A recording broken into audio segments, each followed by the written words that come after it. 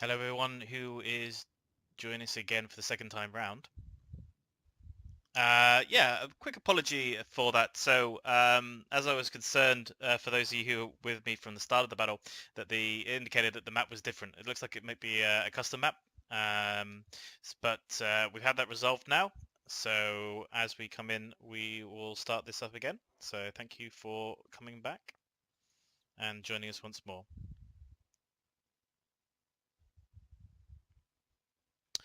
Let's have a quick look at the map since we went through the unit compositions last time. So it's much more of a bounteous terrain now. Let's see if we can get to a bit of a high point so we can see if we can have a look. Goodness me, look at this map. I definitely have never played on this map before at all. Let's see what we can do. So, much more hill and mountainous terrain here, so will obviously be used heavily in regards to the free-for-all.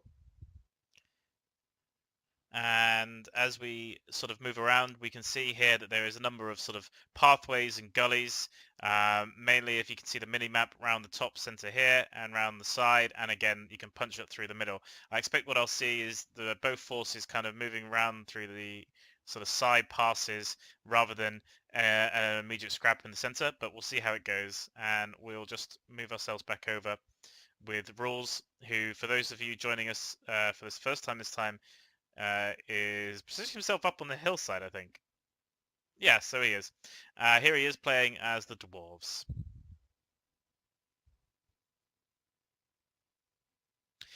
This is a free-for-all battle.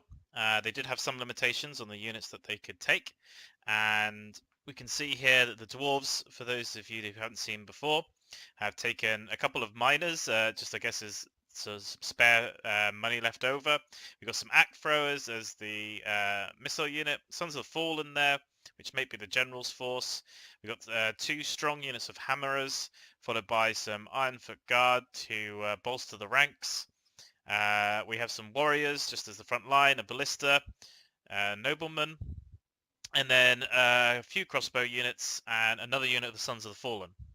So quite a strong force coming in from the dwarves. Again, I think those miners are either going to be just addo fodder or they're there to, again, make up the numbers slightly.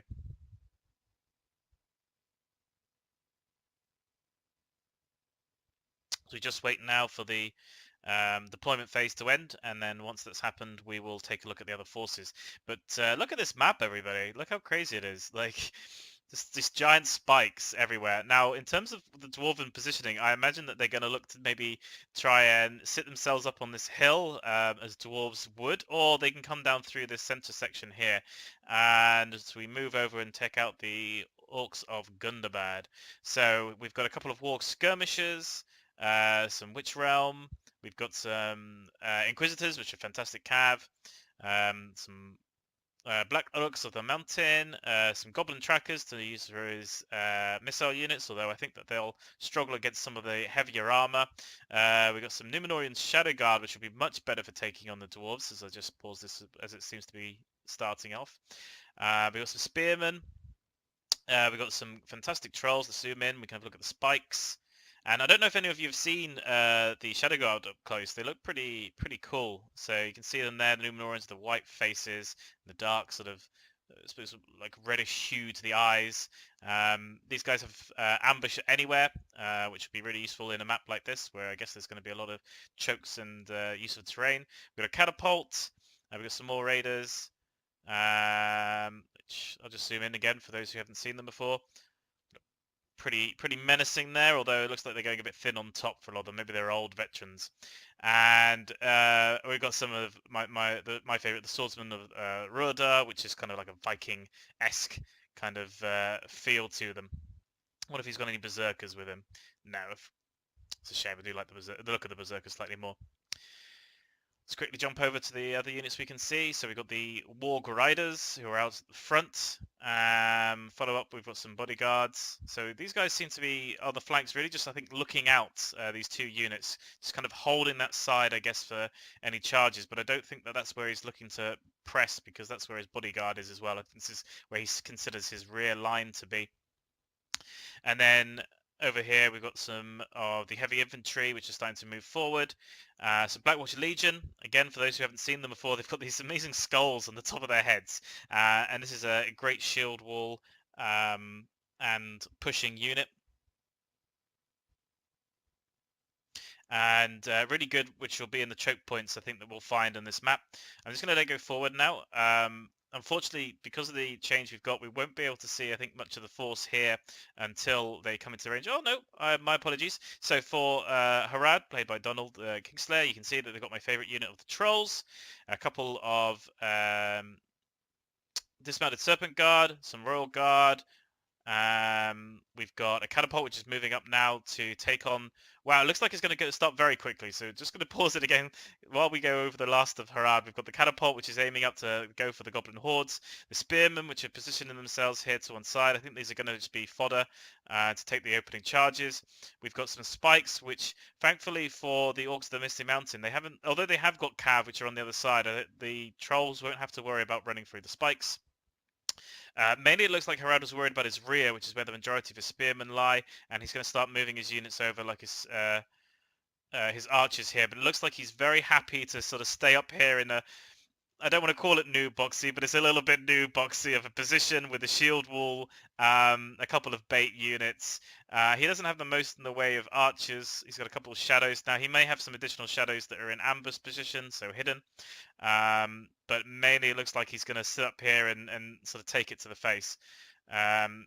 It'll be a difficult slog, I think, for the Orcs of the Misty Mountain, and I'd be tempted actually to even not engage that army at the top of the hill and wait to see if somebody else does, or try and force him off of there, because that's a bit of a nasty positioning, and he's got to be careful. I'm going to see if he's going to charge up the hill, and he does look like he is going to go for it, so we'll see if the catapult can get a shot before we go and see what the engagement with the dwarves is going to be. It does look like they've split off in terms of a sort of the 1v1s. It'll be interesting to see if they respect the 1v1s or backstab each other, or something tells me that they aren't going to play particularly fair. And as they slowly start to winch back, it's not the greatest of angle for them, so it could be that if they continue to hug the side, they can get away with it as the shots come in from the fiery balls. And I think they got off pretty lucky there. I don't think anything hit. Not one goblin has fallen to that. So we'll just have a quick glance to see some more units here. So yep, so he's going to start moving up the crossbowman. Now the fortunate thing from his point of view, as he takes on Harad, I'll just pause it again, is if he can get himself enough of a choke point here that he can secure, because the Harad forces, unless they've got more hidden, like, I mean, they have got the Corsair Blackguards, which they've just come out, which is a great Javi unit and melee unit. Unless they've got more ranged archers here, unless they're ambushed, he could get a great opportunity of lining up his crossbowmen here and really just paggering these guys down.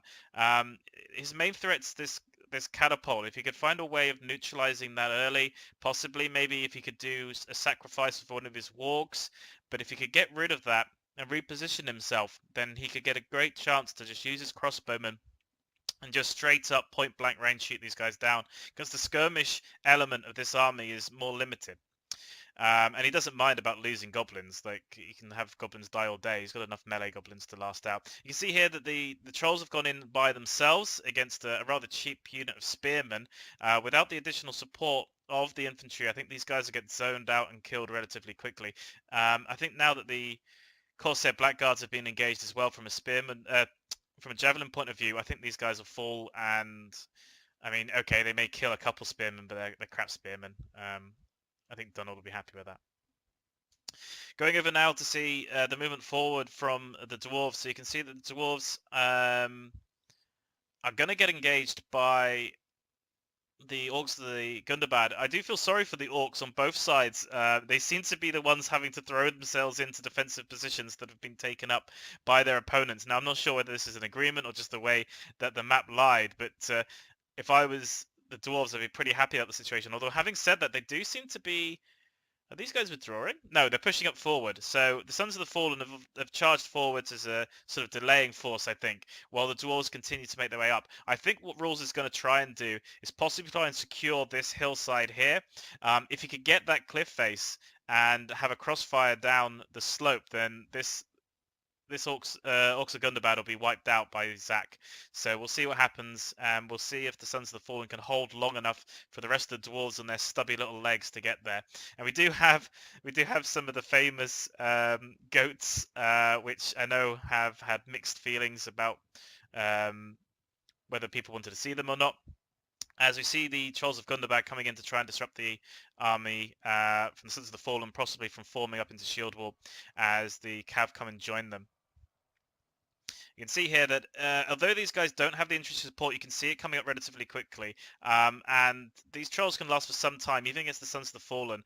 Really, what he's brought them up forward, and correctly to do so, I think, is to try and secure and make sure that the dwarves can't take off this location to the side here. Because if they do, then that's almost game over.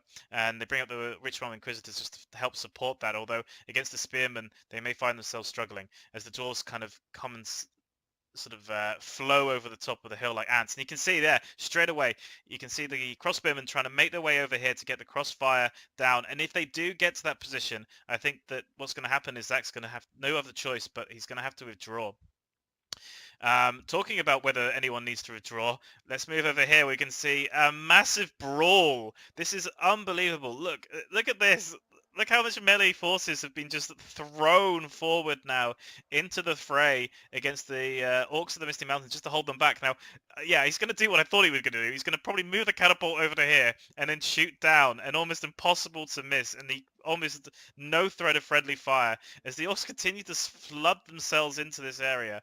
Now, the good news is he does have the Black Watch, and depending on how you want to do it, if he really wants to commit to this battle, he may want to just use them to just push through. Although there's several lines of forces just stuck there that he'd have to get through. But some of them are cheap, and they might be able to be broken.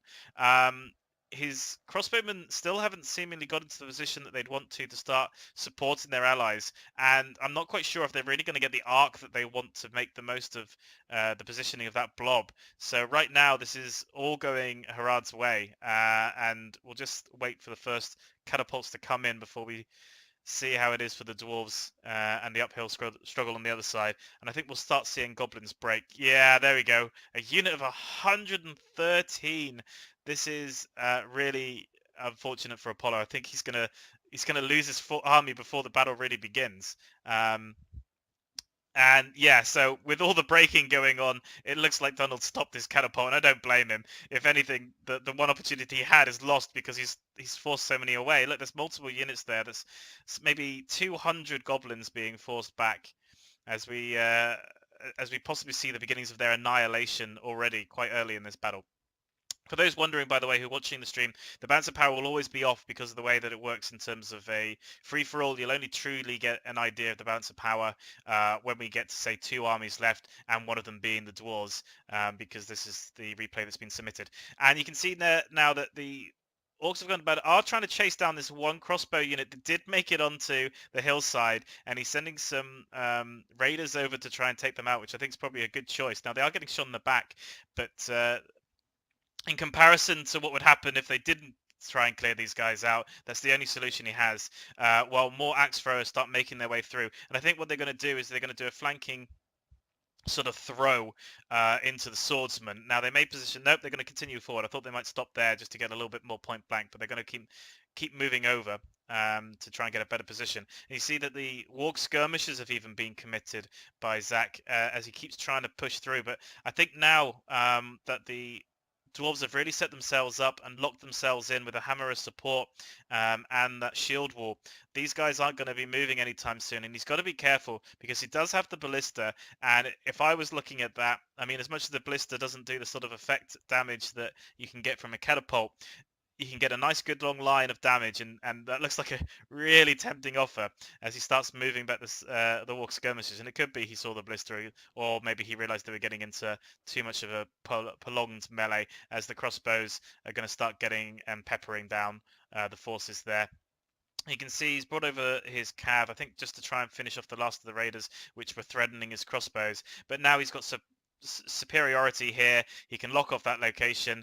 If I was Zach, I'd be withdrawing everything and trying to think of another way of fighting that battle. And you can see here that Harada on the move. They're on the offensive now from being up here. There's no forces really except for a sort of a I suppose a little bit of a semi-token force coming up from the back, although admittedly that semi-token force is his more elite troops that are going against the Trollmen, so it'll be a tough matchup between the two. And the Ashari Shadows, actually, I probably wouldn't fire into that blob. Now, the reason why is as much as Trollmen are a fantastic unit, they've got armor piercing, they've got a lot of health, they can really take on some heavy melee forces. They're terrible against sort of missile damage, and if anything, the Black Oryx of the Mountain are probably okay against it. I wouldn't really want to waste my ammunition, not while the trolls are in there, because if he hits his own units, that's a waste of a really expensive and very talented force. He's better waiting for maybe either repositioning those archers towards the side to get a better flanking attack, or moving in his royal guard to help support them. But he does need to consider his rear, because it does look like, and yeah, you can see here, I think what we're going to see is the beginnings of the Serpent Guard pulling back to support that that other side offensive. But I think what we're going to see is a continued push through here. And I think these guys, I mean, the Black region, Legion will hold for some time, but I think what he's going to do, he's going to lose these goblins here. They'll probably withdraw. They're only a unit. They're sort of a shattered group, and they're already shaken. And he'll have to pull these guys in before long. He needs to think, I think, of maybe turtling back up on this hillside, using his Black Watch to maybe block off those two locations and getting his crossbowmen up there and just almost making it so Harada ignores him and continues on, because I think if he keeps pouring into this, unless he can really find I guess a hole in Harad, he's not going to make any ground, especially since Harad is so infantry sort of built in terms of its army force. Like I said, he's got a couple of elite archers, but really he's making it up with a lot of infantry, and I think that he's going to struggle to get the point where he's going to break these units before they break him.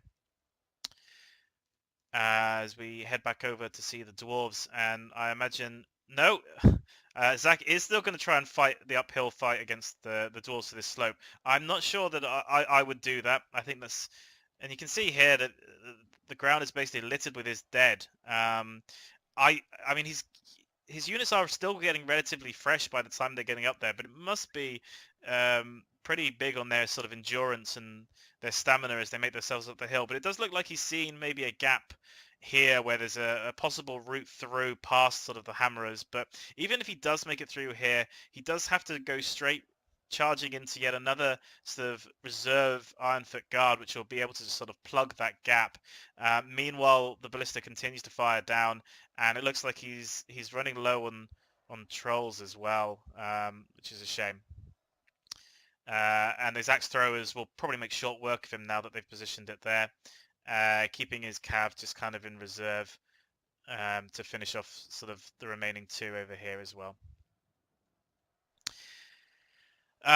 Yeah, the Goblin Trackers, unfortunately, I don't think they're going to do much against the heavy armor of the Dwarves. If they'd gone up against maybe the other Orc army, which was mainly the Goblins, and even if they'd gone up against Harad, because they could have used their archers to take out their archers, of which, again, there wasn't very many, and they were sort of low armor based, and they could probably torn the the spearmen up with just the sheer numbers, because they could have probably taken on Harad quite well, but this matchup against such a heavily armed sort of opponent, you'd want something like, say, Rune, or even ironically, the Orcs of the Misty Mountain, because of the crossbows they could have brought forward. So it feels like, from Harad's point of the Orcs are gonna really lose out the day. I think we're going to see a Dwarven Harad final here, but in some respects, it's because the matchups that they were up against probably wasn't in favour to the forces and the armies they took. And again, all credit to Apollo the Great. He did charge up the hill like a hero for great viewing. Would I have done it? I don't know. Maybe just for the funds, I suppose. But you can see here the Black Watch will hold out for a while, and they'll actually perform quite well against the dismounted Serpent Guard. I think they'll actually win that battle, and these guys will easily be able to hold back the Spearman unit. If anything, what he wants to do is probably try and consider using his superior numbers to flank around or push through. They aren't going to break anytime soon, though, and I think they will mop up what's left of these guys before turning around. What he really needs is those black guards. I don't know where he's positioned them. You can see there they are. So these black guards, if he's still got javelins with him and he hasn't used them all up in the opening assault, I would really bring them down to make the most of taking out the Black Watch there. And you can see just like the dead littered, but actually more punishing than the dead littered was the number of units that broke. Now I'm hoping that maybe they'll come back, maybe they'll reform, and you can see maybe I mean, this is the bodyguard and Cav. I think soon he's going to be left with only those forces. Let me see if they're still breaking and running for it. Yeah, you can see most of them are just routing and leaving the battlefield entirely, which is a shame. But it is always the way that in the scenarios you've seen that Kuro and sort of Sin make, we do generally have a lot of chevrons and a lot of upgrades to try and limit the amount of braking to keep it trying to be even, which means that in these lower sort of tier battles where money is more of a concern, braking is definitely a killer of armies. And you can see the fire arrows coming in. Again, dwarves generally have relatively good morale. They're not particularly being threatened by numbers that they can't sort of be comparable against. I'm not sure if these fire arrows will work. I think I would stick with standard shot, especially in this case. I mean, he's got his Numenorian Shadow Guard up. I think if I was rules, that would be my number one target for me. Get them off the field because they're probably the only thing that can break through the armor that he's got. But I think the axe throwers will probably make short work of this rear line, hitting these black Uruks in the rear, I think. And he may even go for some rear charges. Depends how confident he is. Now, the one thing that might come into the favor of Apollo here, I was just thinking about it, is that because they've had to come down the hill a little bit more to chase him, and he's come off of his defensive position, it does mean he can get his ballista sort of up and running and operational. And the catapult, if he comes any closer, is going to get sniped out. But he also, in the same vein, he can't go for the blob he'd hoped for. So he has to just keep trying to snipe a ballista with a catapult. And I don't know if you've ever tried it before, but it's really rare that you actually get any hits. And I thought that maybe I would jinx it then, and it would happen. But you can see now that the Harad continue to march their way south, continue to take more and more of this hill, and you can see it's just crossbowmen now are trying to hold these guys back. I don't think they'll last much longer. Did he hit? No, he missed. I don't think that these guys will last much longer. If I was the Orcs of the Misty Mountain, I think I'd take the remaining force I've got, the ones over here, just kind of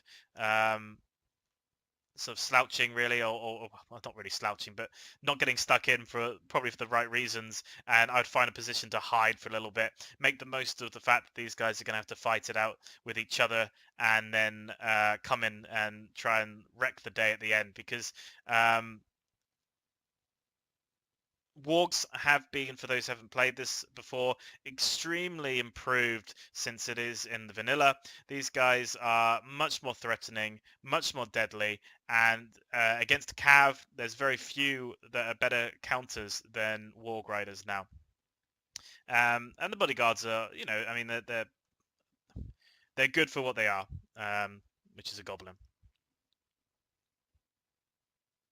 As we head back over here to see this battle with Zach, and he's still trying to make his way up this hill. And you can see his dead litter the ground. You can see there is a bit of a skirmish battle. Like, the dwarves have been trying to shoot down some of these goblin trackers, but he's done the right thing. You can see here that actually mainly the dead is the Shadow Guard, which is exactly what I'd be worried about, because the trackers are never going to be able to really do anything. And if we look over here in sort of the reverse, maybe four or five, a handful really of crossbowmen dead from all of that tracker fire. Now, it could have been the tracker fire was going into the blob, but he's probably more likely to hit his own units than he is to hit the dwarves. And you can see here that it's almost entirely Zach's forces which are sort of littering the ground. And for all of its my talk of using this ledge really to get that sort of flanking fire on. The dwarves haven't really needed to use it. Once they got this position here, that was almost it. I think that again, I think from my point of view, if I was Zach, if he's going to sit up on the hillside, well, then I wouldn't engage him there. I'd just ignore him and probably maybe even considered backstabbing the other orc force, or considering going for Harad, or even again hiding and making Harad fight the dwarves on my behalf. As we start moving now, probably to what will be the next phase of combat, as we see, I think, Harad and the dwarves having to consider which of the two of them is going to make the first move and leave their mountains. Will Harad reform themselves and reposition themselves back up on the hill and wait for the dwarves, and vice versa, I think. But you can see here that at this point, Apollo doesn't really have much left to work with. He has got his cav, which I think he's trying to charge into the Harad Spearman. Again, I think at this point, oh, no. What he's doing is he's trying to save his ballista, which seems to be a wise choice. I don't think Harad's going to want to really rush over just to take out a ballista. He may send some depleted units, and I think that's possibly what he even is doing. But actually, I think the cav will be able to mop those up, and I think that ballista will be safe. But will he be able to secure it and protect it for much longer when Harad come off the hill? Possibly not. But again, I don't know if Harad are even going to come off of the hill. They're reforming themselves back into their defensive line, so unless the dwarves are going to come over and meet them, this could take a while. I think what we'll probably see, just for those that are watching, there may even be just like a ×6.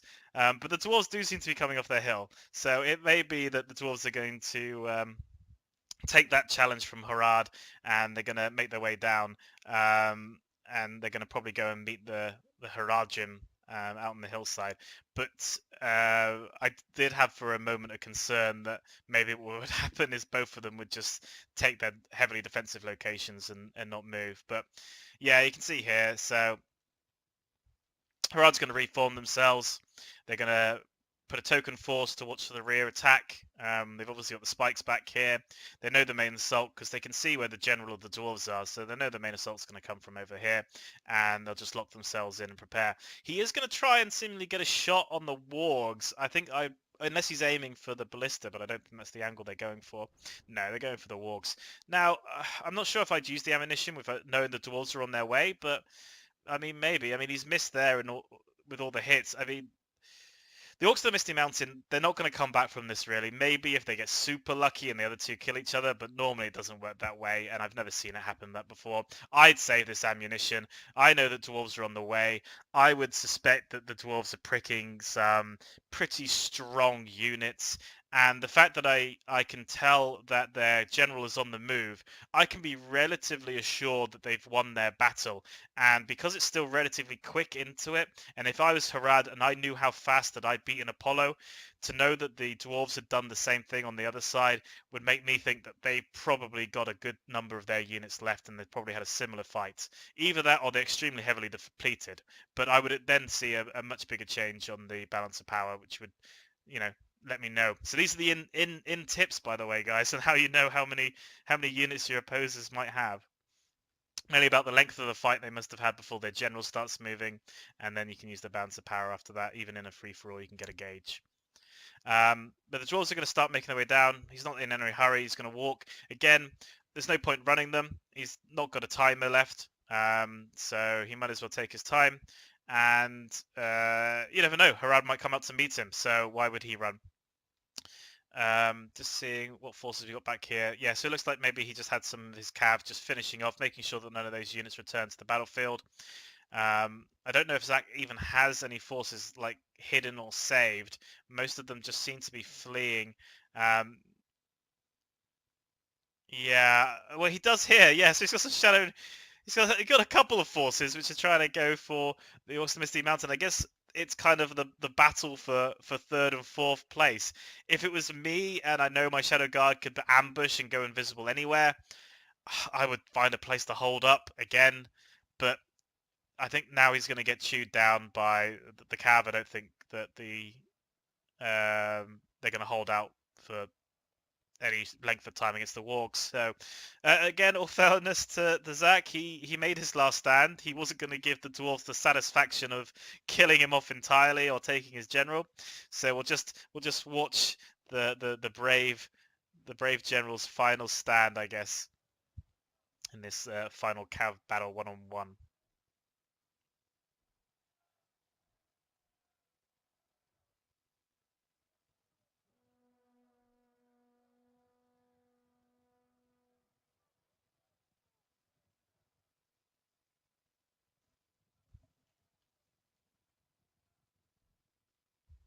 And now they're starting to fall. There's Azog there. Custom texture by Sin and Kuro. You can see there he's got his sword arm and his sword. But he's going to get cut down by his sort of orc brethren, I suppose you could say. Oh no, he's actually going to make it away. So Zach's decided that nope, no, he's not even going to give these guys the satisfaction of killing his general as the final two cav units charge off. Now he's getting peppered, and it looks like, yeah, so he's got some goblin trackers that seem to have survived, which are peppering the cavalry. But again, I think these guys are going to get wiped out. Yeah, they've routed already. So Zach is, I guess, playing the long game, but he's now only got 2 cavalry units left, so we'll see what happens. From Harad's point of view, again, yeah, I mean, you can see that they're not moving. They're not going to move. He has actually moved more into his rear defense, and I guess he's worried that they might have artillery, maybe, and they're going to use that against him on this side, so he's moved them to the rear so they can protect them. He may have some invisible units that we can't see. The dwarves getting charged by something? Don't think so. Maybe some breaking units are going past them. Oh yes, there's some breaking units. So the dwarves have seen their first sort of taste of the Harad, units fleeing for their lives. Although having said that, the dwarves now aren't pressing forward. They've gone and set up their position in the open field on this road. So maybe they've noticed that these guys might still be fighting because they see movement of generals, and maybe they've decided to sit there. Apollo's gone to sit back on his hill. He's obviously enjoying this vista. So from his point of view, he's looking out, thinking, "What a beautiful landscape! You know, one day I want to have a farm, retire, have maybe a couple of orcs of my own." As he looks out once more, I don't know where Zach's gone. I think Zach's going to sit on his own little vista. So everyone's got their own little plateau, and he's like, "I don't want to fight no more. I want to settle down. I want to have some orcs of my own," and so forth. I think that he's just going to continue to flee for the time being. Maybe he'll suddenly come in towards the end. What I'm going to do is, I think that both sides are just going to sit. So I'm going to boost up the time a little bit just to see who's the first one to, I guess, blink and break in this sort of weird game of chicken. I imagine what's happening is that the dwarves are probably scouting out to see what the terrain's like, see what units are there. I think this is just breaking forces remaining here. Although having said that, we do have Apollo does seem to have some infantry left. So yeah, so he's got a fair amount of his orc bodyguard still. He's got some mountain berserkers, which must have been staying hidden in ambush, and he's got some yeah, so he's got some berserkers, and he's going to take up his position here with his ballista. Now, berserkers are a very fast unit. They're very quick. Again, a little bit like trollmen. They've got armor piercing, and they've got quite a good arc on their attack. They are, however, susceptible to archery and ranged weapons again. Again, you can see they've not got the most armor, mainly just wearing furs and a loincloth. Look at them. Don't they look lovely? With skulls again on their head, it's quite a theme. But goodness, you wouldn't want a Marilyn Monroe moment with these guys. So yeah, it looks like Apollo isn't out of the running just yet. He's going to take up positions, and he's going to seemingly hold this back section. He has lost his crossbowman, I think, though, for the most part, so he's not really going to be able to reply to any skirmish phase if it does take place. But I think the dwarves and Harad are probably going to ignore him for now, as we see a scouting unit maybe. Yeah, so it looks like Rules set a scouting unit up. It looks like they've gotten charged straight into some Corsair Blackguards. They could have been an ambush formation, and the Javies are coming in. The Royal Guard are coming in to clear off the last of the Dwarves. I think in that exchange, I think the Corsairs are probably coming out better, mainly just because the numbers and the fact they're throwing jabs. The cavalry is quite a light cavalry, and yeah, I think he'll probably look to bug out now, and I think I'd do the same. But all fairness on rules, he's trying to see what kind of weak points he can see. Maybe he was hoping to try and snipe the catapult if he could get his cav and push it up through.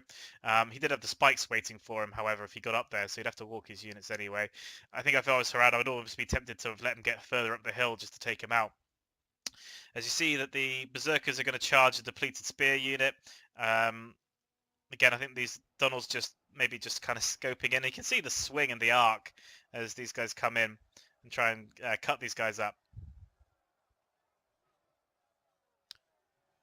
Again, I'm just keeping the pace up while we wait for the Dwarves and Harad to decide which one of them wants to move forward against one another.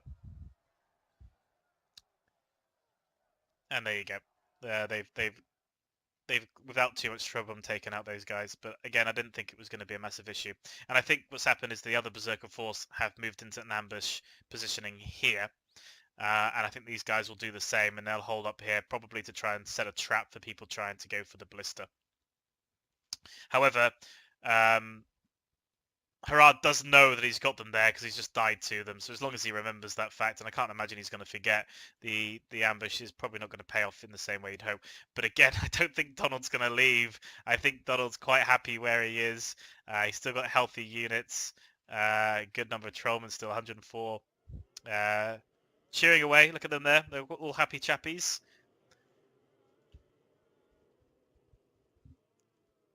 Except for this guy. He's like, I ain't singing. Nope. And he's like, nope, we either. Nope. They didn't give us a mask, so we ain't doing no charge. We ain't doing no chatting. I'll just go and quickly check on the dwarves, who do seem to be now. They've blinked first. They've decided they're going to be the ones that are going to make the march forward towards Harad. So, will Apollo stab the dwarves in the back, or will he let the dwarves try and break themselves against the fortress that Harad have made themselves? Now, the good news is that the dwarves still extremely healthy. Good number of units, some elites like the hammers, and they do have the crossbows ready. And the important thing from a dwarven point of view is, again, Harad isn't the biggest right now on their skirmish line, so if the dwarves can find themselves a nice position where they can hold up, maybe form themselves into shield wall and get those crossbows behind them, then maybe they can make it so that they just they win the skirmish phase out, and the heavier armored units like the dismounted serpent guard and so forth, they probably won't stand too long against these crossbows. And I think Zach's gone and hidden his general as far away as he can. I think this cav force from Rules may have been sent to go and just finish him off, but he's gonna go and set up here. Again, looking at vistas, he likes to look at the mountain. Maybe go and paddle in the lake. But I think Rules is going to send these war goats maybe for him at some point. As Apollo continues to sort of hold up now in his own sort of defensive point. Although having said that, I think he's got multiple entrances he needs to be worried about. But he's seemingly sending a little sneaky force around the back. I guess since he knows that Harad suspects that he's got an ambush at the chokes, he can actually move his berserkers from that choke point, because there's a high possibility that Harad will never consider going up there, just in case. So he's running around now. He's taken sort of his berserkers alongside his black back mountain berserkers to join them. So it's going to be a bit bloodlusty, I think, going into this. As the dwarves set themselves up. Now, it could be that we have some sort of uneasy alliance, maybe, where the dwarves are going to strike from one side and Apollo is going to take revenge on the other. It's, I mean, maybe they've decided they've not really got a grudge with one another and they're going to try and support. As we see the catapult moving back up again, I think they're going to try and take a defensive line here and hold. Now, if it was me and I was the dwarves, there's two ways of going about it, really. You can try and take these out with the crossbows, or you can just use his better trained troops to just push through and see if he can get further in. But again, he knows that Harad has some stealthed units because of the Corsair Blackguards, so he doesn't know how many more of those. So he can't tell entirely. What he can see is the extent of the forces they've got, especially since such a strong force is now on the back. Now, I don't know if these archers have run out of ammunition, or maybe there's a unit in front of them blocking them. They could be bait, but the Royal Archers are pretty good in melee regardless, even if they have run out of ammunition. And I think are they going to go for the general? Yeah, I think they are probably thinking about it. They're just kind of sat there. Again, I think the thing is, though, that Rules doesn't know how many units of the general force still remains, and he's only got 13 of his dwarves. As we see that Apollo is now going to move his ballista. Yeah, I think what we're going to see is we're going to see Apollo is going to look to possibly engage on the sort of rear entrance, and I think he's going to move his units into stealth if he hasn't already. Try and make Harad withdraw more and more of his units over here to take on the dwarves, and that's when he'll look to strike and sort of cut off the serpent's head. As you can see now that the miners are going up to take the arrow fodder. And again, if they do start attacking the miners, I think that's great for Rules. I mean, these miners are cheap. They're not particularly, you know, they wouldn't stand against any of the forces that Harad have got left. Maybe they still have some spearmen. They'd be a close matchup. But right now, every catapult shot that goes towards these dwarven miners is one that doesn't go into a unit, which is worth having.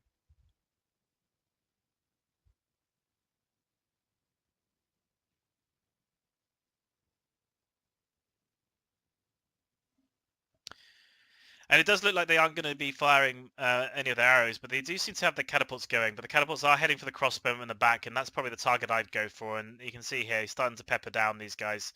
From my point of view, if I saw this, I'd consider maybe spaghetti lining rather than loose formation. Now, for those watching the video, what I mean by spaghetti lining is making long, thin strips.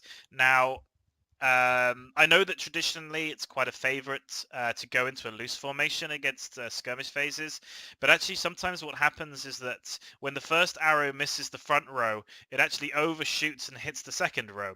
And in something like a catapult, which is particularly lacking in accuracy, one thing you can do is spaghetti yourself, make yourself very long and thin, because then even if it does hit you, it still only maybe gets 3 or 4, but it's got a bigger chance of missing you entirely. The same with arrows, and I generally prefer nowadays to do a spaghetti if I've got room.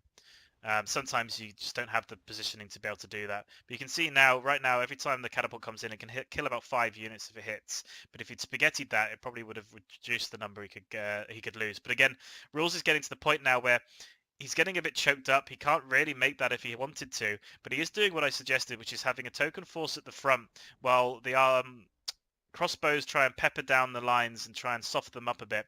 But that catapult's going to keep firing in, and it's going to keep coming down. It's probably going to, go on average maybe 4 kills a shot.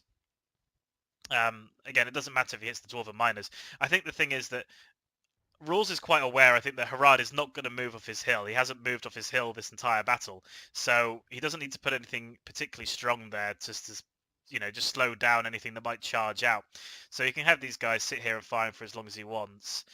He's going to move up the axe throwers. Either they're out of ammunition, or maybe he wants to get them closer just to get a couple shots on.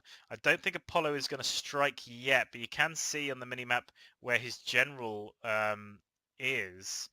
So I guess he's probably around... Oh, wait, hold on. No, it's... Okay, so ZachAlmighty's Azog is now a lone cavalryman, all by himself, but you can see Apollo's berserkers now coming out of their ambush, now standing up. As you can see, probably the lone charge, maybe the final charge even for Azog, as he comes up. As we see from his perspective, Now, hopefully he won't charge straight into the spikes, as that would be a rather unfortunate end for him. But here we go. We can hear the horn of him. He's got no fear as he completely walks around the serpent guard. Now, here we go. So we've got a couple of shots coming in, and it looks like the Shari Shadows are probably out of their ammunition as they start forming up, possibly to prepare to take on the Berserkers. Either that or they missed. As Azog now stands up there. I will have a quick eye on him just to see how this goes. I don't think this phase over here is going to change much for in the short term. I think they're probably just going to keep throwing catapult shots, of which he still has many, down towards those crossbows. And here's some of the hidden units. So here's some more blackguards here waiting. As he continues to ride along, I wonder if he's actually going to try and go in for the artillery. But he seems to be taunting the opponents, so we'll leave him there for a little bit as we quickly check to see how it's going here. So they have engaged now. They have brought up those axe throwers, which I think must have been depleted in ammunition to take on some footmen mixed in with some royal guard, I think, yeah. And the miners moving forward as well. So again, I don't think this unit will be victorious, but I think again, from what we're looking at here, they're slowing down to allow their crossbows to fire more. As we see that Harada are going to commit more units. These are the Shari Shadows who ran out of ammunition. Have they just ignored?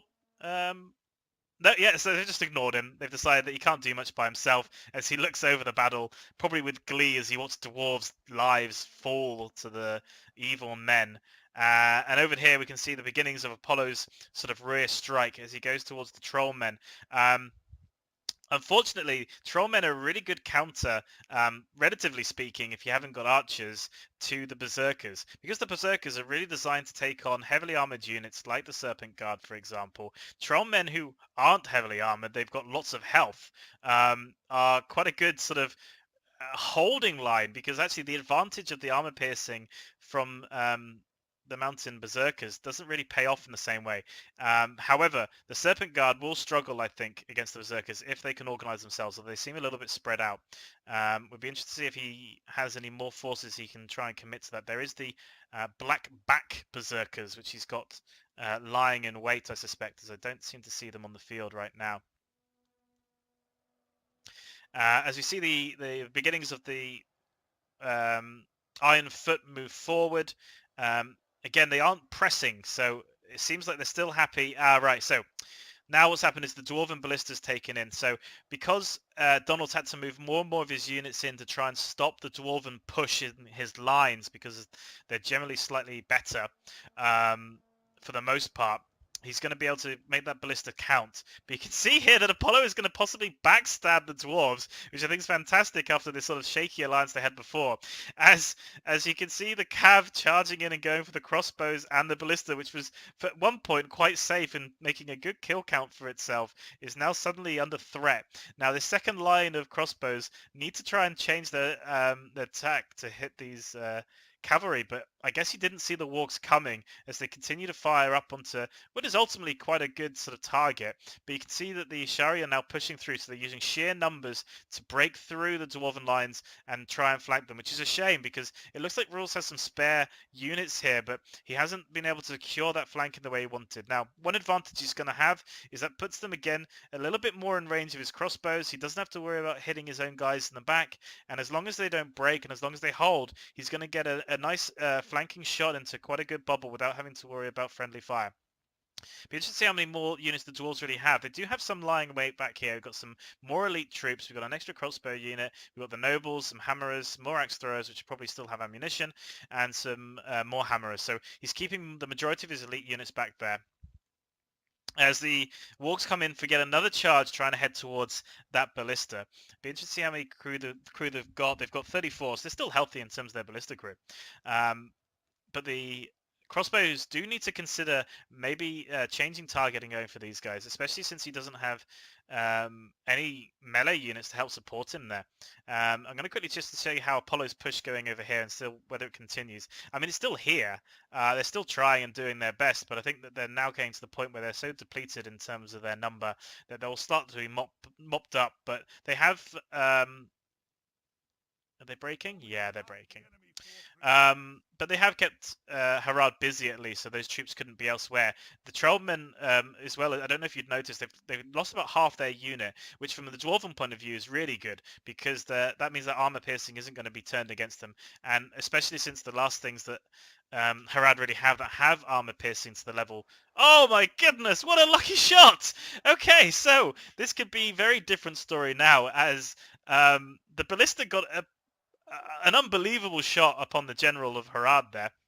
And you can see that, look, they're beginning to start breaking, especially when they had the charge from the wargs, who obviously decided that they'd had enough of charging into the dwarves. And after they lost their berserkers on the other side, thought, screw it, Harad can die again, taking out sort of the general, charging in, breaking the unit.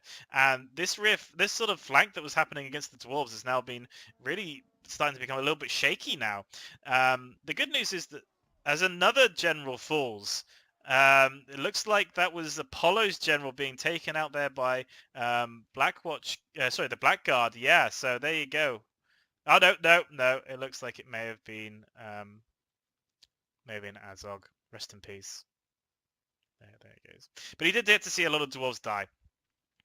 And you can see the forces now that were keeping Apollo at bay, streaming over the hillside to support their brethren against the dwarves. And we get to a bit more of a position now where we can make a bit more of a sense of the balance of power to understand a little bit more as more and more armies are being wiped out. But we do still have the wargs on the field. They are still there with 28. Apollo isn't out entirely of this battle yet, especially while the Harad and the dwarves continue to batter one another. At this point into the battle, my money is probably still with the dwarves, just because he's still got the noblemen and the hammerers, which are almost entirely fresh and haven't really been joined into battle. And he does still have his crossbows, which do still seem to have ammunition, although he has paused firing as the wargs come in for another charge, probably against Harad. He may not know about the extra units the dwarves are bringing to the battle, but no, he's going for both of them. So he's taking out the crossbowmen that I think are out of ammunition, maybe. No, they're not. They're firing in guard mode.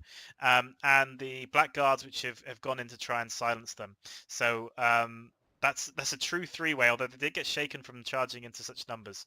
As we can see that the dwarves are starting to retreat now, just from the sheer numbers, with the trollmen and the serpent guard coming in to support their front line.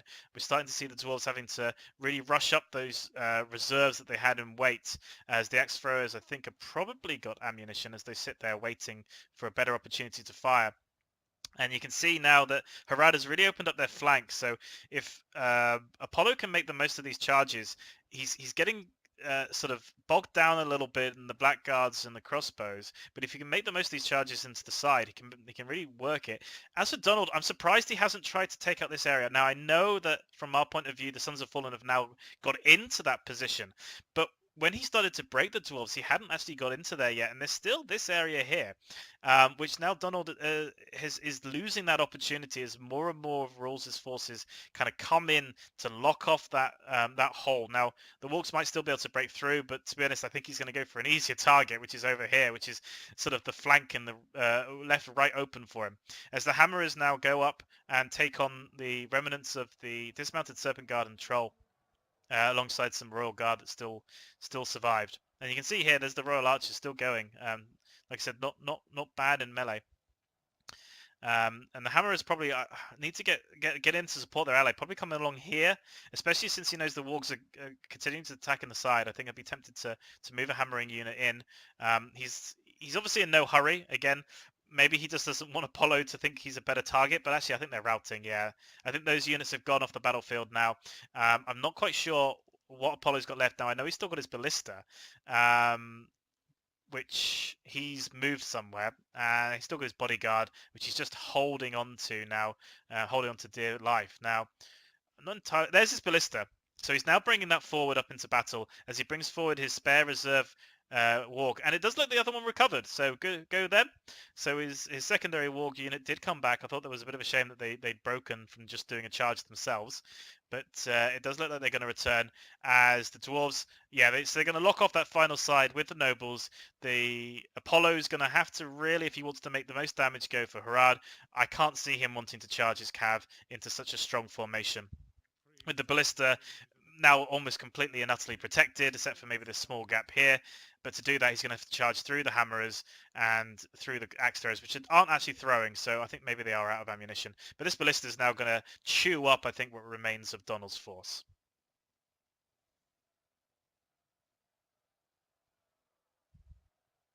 I think they are firing. Nope, they're holding. Maybe they're out of ammunition, but if they are, then they are making a good feint as though that they aren't.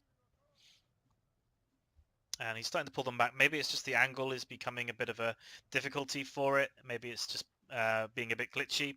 But you can see he's repositioning himself. And the crossbows have started to open fire again, although seems slightly wild shots. I think they're going for a breaking unit, which is a little unfortunate.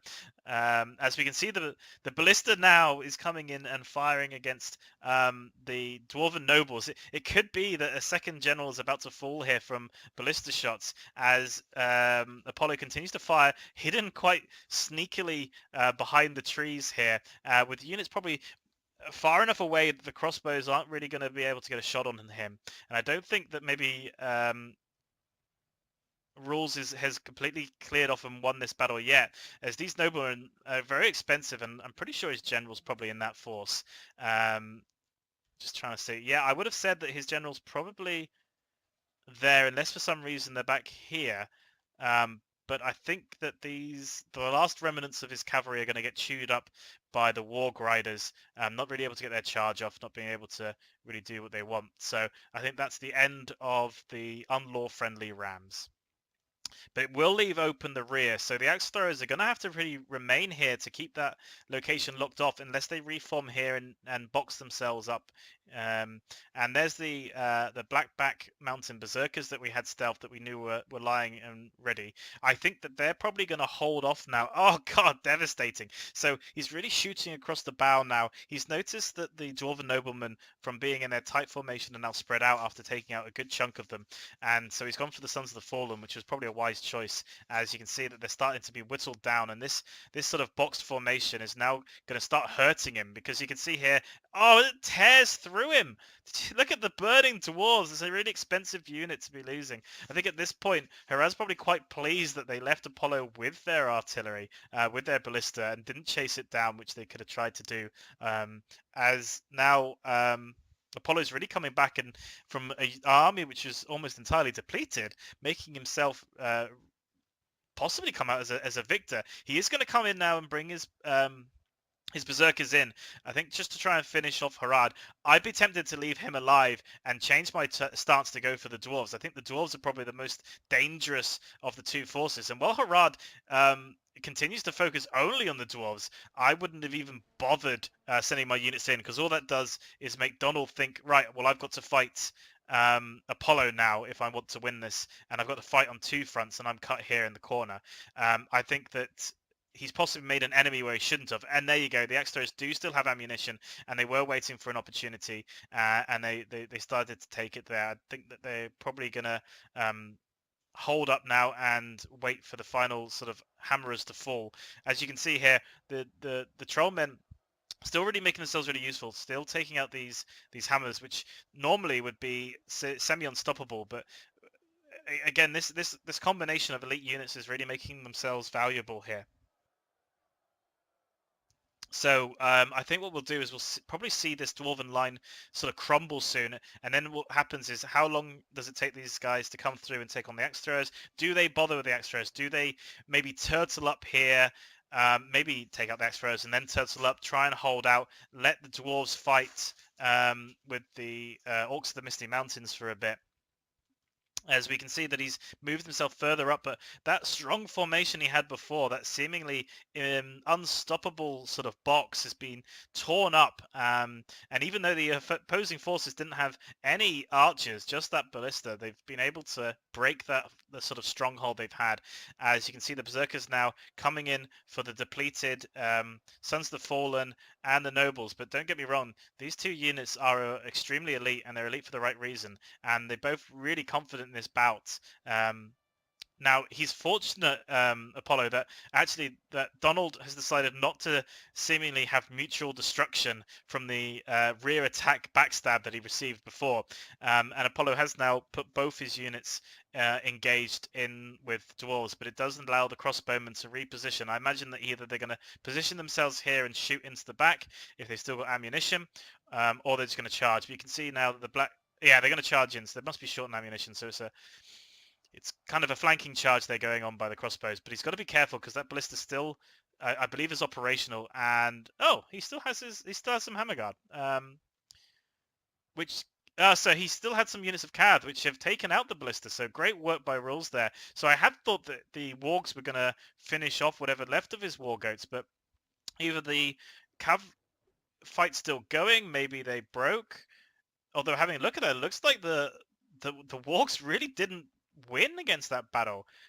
You can see that the majority of the dead here appears to be the war forces from Apollo, which I'm quite surprised by. And that unfortunately had left open the cavalry to just finish off the last remaining sort of threatening unit, which is the ballista.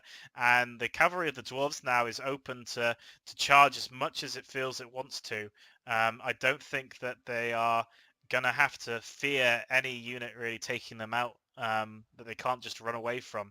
And I think we're going to see hammer and anvils for the rest of the battle from the dwarves. But you can see here that Harad have decided to give a token opposition against the hammerers, but actually what they're really going to do is make their way back here for a more juicy target with their troll men for the ballista, for the crossbows. So he's really got to be careful these crossbows don't kill his Harad trollmen before they can get there.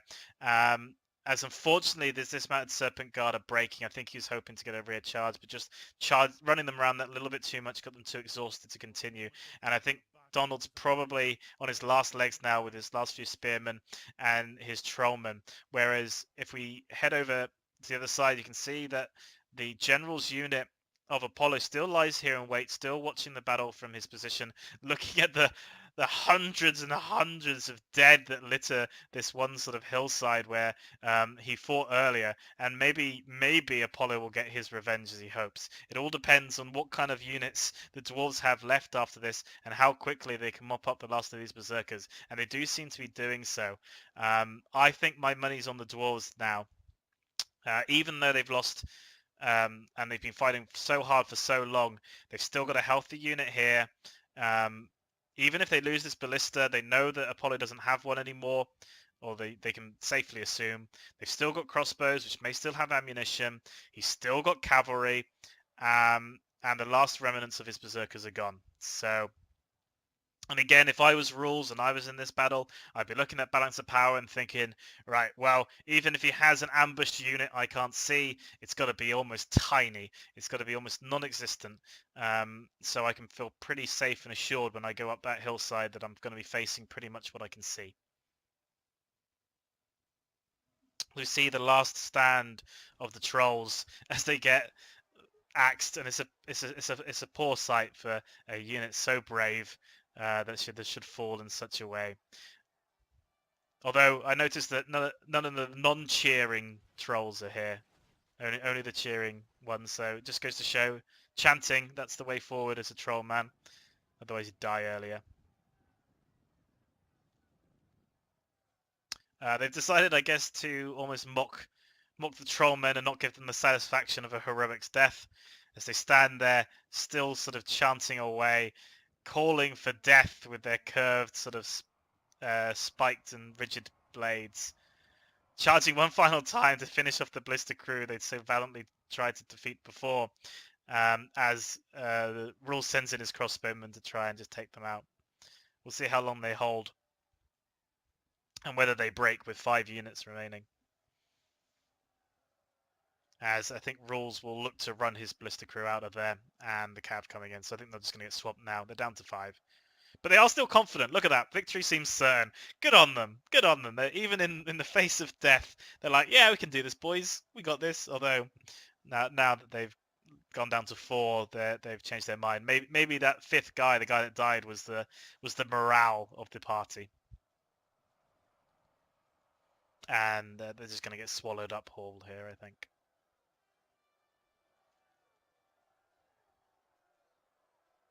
Well, go on, get him. Get him. Get him. Get that ballista crew. He doesn't deserve it to live.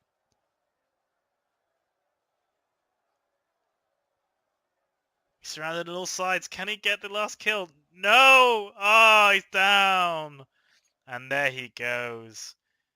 Oh, I really thought he might have that guy. And what we're going to see now is Rules is going to probably reform. He may give his units a rest. I don't suspect he will, though, since they've been fighting for so long already. And he'll start getting ready to go for the final battle. We got a unit over here. All right, so we have 2 units remaining from Donald, so he's just going to take out those, I guess.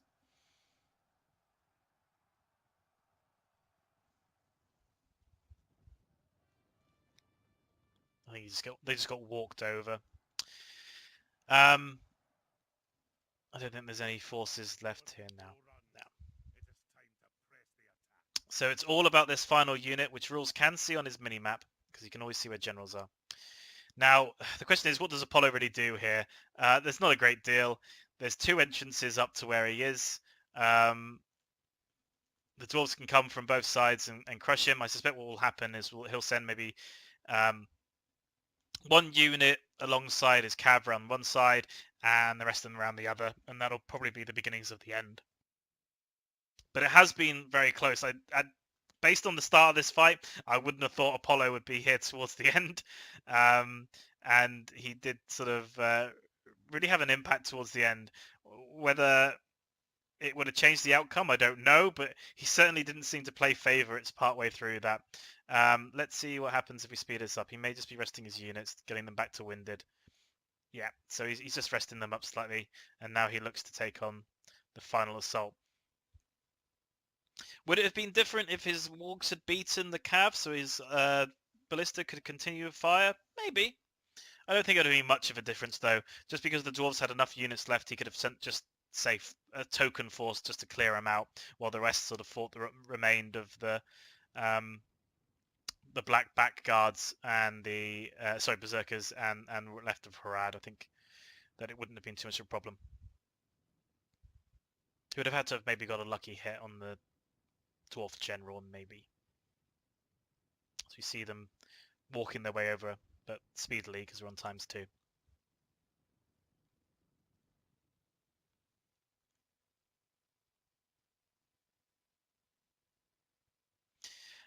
For those who have been watching and have stayed with us from beginning to end, thank you very much. Always appreciated. If you have enjoyed this, please feel free to consider following us, subscribing to us. Any comments, feedback, please let us know below. If you'd wish to join our Discord, information will be in the description. And if you want to come and play with us, please do. There's always people in the community in Discord looking for games. We do have an RPG scenario looking to kick up Season 2, and generals and people wanting to battle for different factions or even being independent mercenaries is always be looked for and desired. And you can see that Rules is sending 1 unit round the other way. Maybe he is worried about a possible ambushing unit, so he's not sending his full force against the bodyguard. But I think for the most part this is probably it, and I think that Rules can possibly come up now this sort of other slope and round if he chooses to do so. Whilst he has his crossbowmen and Sons of the Fallen begin their assault. And I think there is a couple crossbow bolts coming in. Yeah, there's a couple firing from the behind. So just see the valiant fight. Let's see if we can find his general. Those goblins all look alike. Oh, triggered.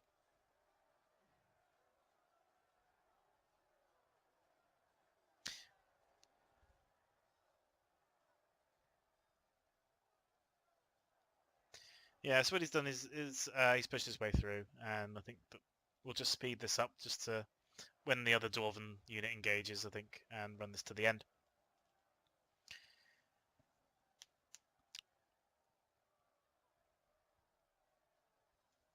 If there's any scenarios or battles you would like to see or suggestions you have, again, the Discord allows for any feedback or thoughts. We won't promise we'll do them all, but we'll certainly read them at least, whether we agree with them or not. And again, if you enjoy this content, you like what we do here, please let us know. And going forward, we'll hopefully have other people commenting than just myself, other the riders, Miles, Sun, Happy Meal, Kuro and Sin and Timo. Um,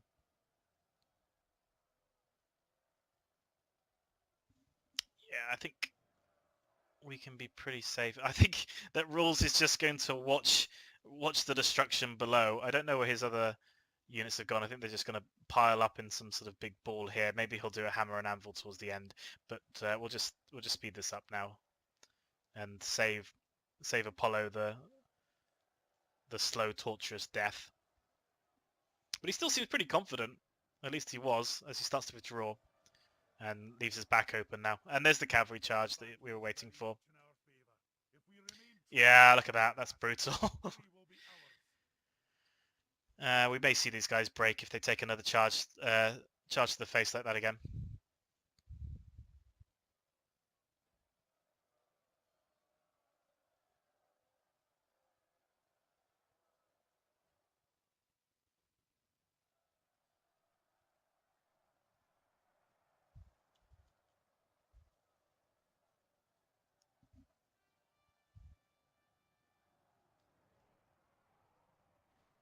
Oh God, it's absolutely brutal. However, it does look like he's down to his one last war goat, so maybe the war goats will be defeated before Apollo is. Unless rules. No, there he goes.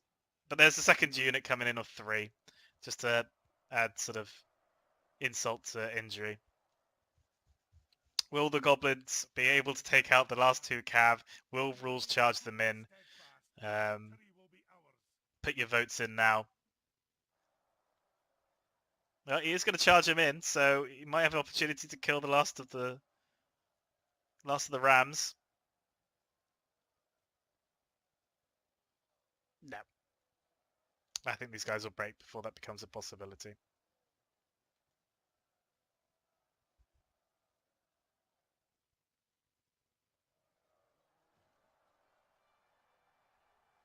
He's pushing his forces in now.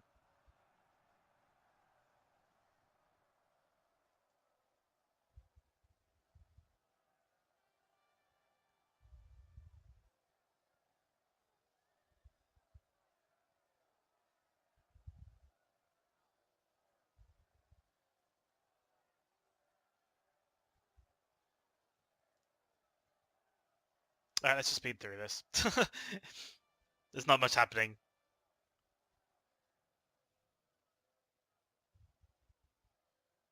Our men have fought long and are becoming tired.